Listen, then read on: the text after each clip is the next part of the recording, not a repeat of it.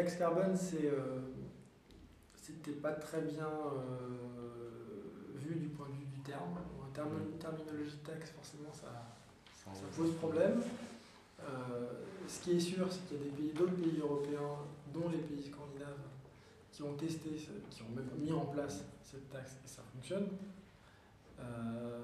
Et les principes fondamentaux de progressivité, c'est ça le point à reprendre. C'est-à-dire que peu importe que le projet soit changé, etc., mais ce qui est intéressant, c'est de donner un signal.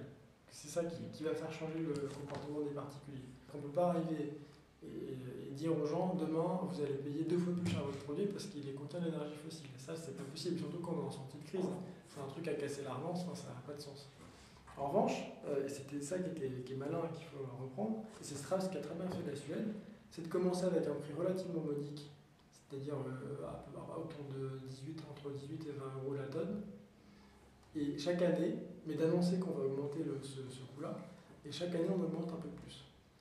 Et donc comme ça on sait que dans 10 ans, le coût de la taxe, lui, il va être très fort, et donc les gens, et notamment les acteurs économiques, peuvent anticiper.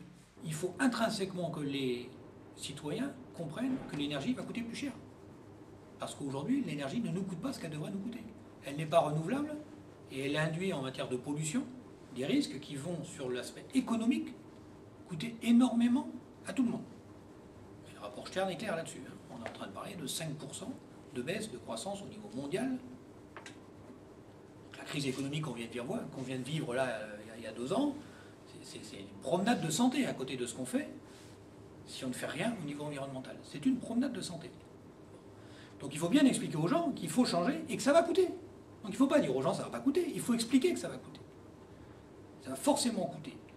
D'un point de vue politique, la difficulté c'est comment on fait pour les gens qui ne peuvent pas se payer le luxe d'isoler les logements, de s'acheter des panneaux solaires, de mettre des panneaux thermiques pour pouvoir produire de l'eau chaude, et de s'acheter des voitures plug-in rechargeables, parce que ça coûte quand même, grosso modo, 4 000 € de plus qu'une voiture classique. C'est ça le problème. Et ça, c'est forcément quelque chose qu'il faut accompagner. Et la seule manière de l'accompagner, c'est d'avoir les finances pour le faire. Tout l'intérêt de la taxe carbone. La deuxième bévue, et là c'est une incompréhension des acteurs économiques et politiques, c'est d'expliquer que la taxe carbone, il ne faut pas la mettre en place parce que ça va détruire des emplois. Alors là, c'est dramatique.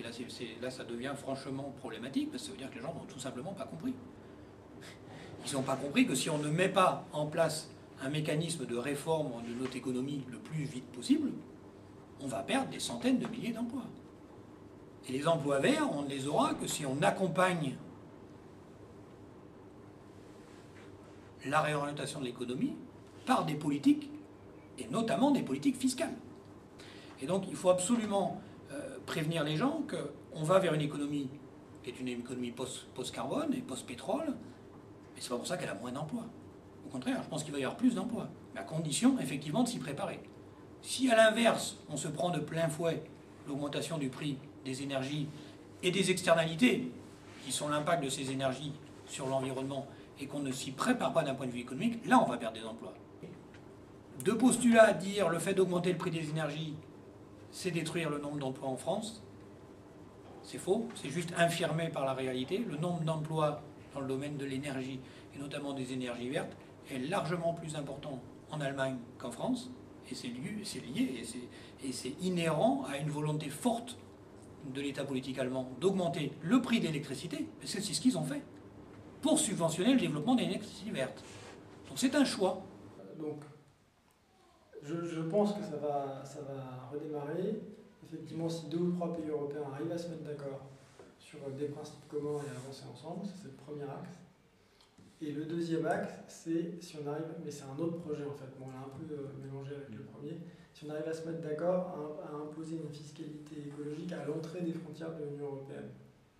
Ça, en réalité, on pourrait très bien le faire, c'est juste qu'aujourd'hui, l'Union européenne a un peu peur d'aller au combat là-dessus, parce qu'en face, il y a la Chine qui fera pression. Mais les États-Unis avancent aussi sur des projets un peu similaires. Et donc l'idée, c'est qu'un produit qui a été fait dans des conditions de dumping social ou environnemental, arrivé à la frontière de l'Union européenne, soit taxé de manière forte. Et du coup, il arrive plus cher au final pour le consommateur.